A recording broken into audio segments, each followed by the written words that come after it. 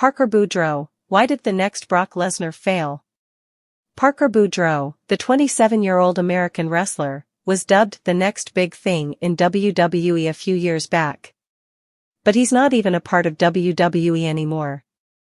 The company released him during the budget cuts of April 2022, which came as a surprise to many fans.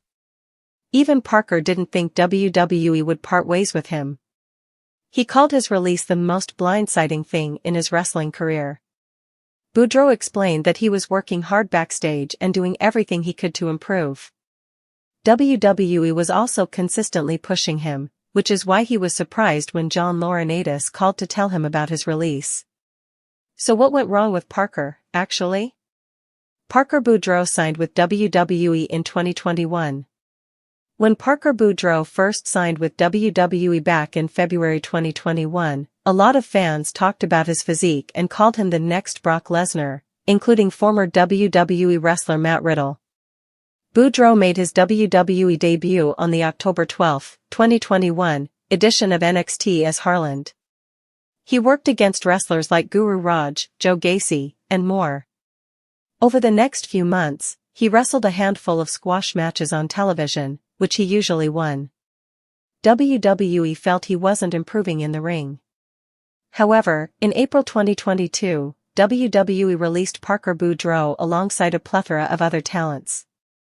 According to a Fightful report, Parker's release was directly related to his lack of progression as a wrestler. And it's not like WWE didn't want to do more with him.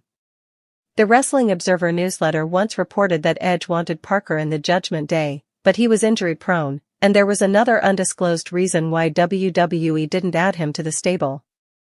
Additionally, according to Meltzer, a lot of people backstage weren't a fan of his work.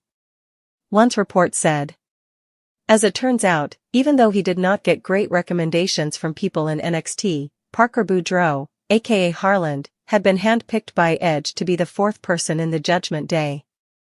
Ringside News reported it, and we were told that this was supposed to be a major secret and that Edge had told very few, and he was one of the few who knew. They even kept it from Boudreaux, but it is accurate.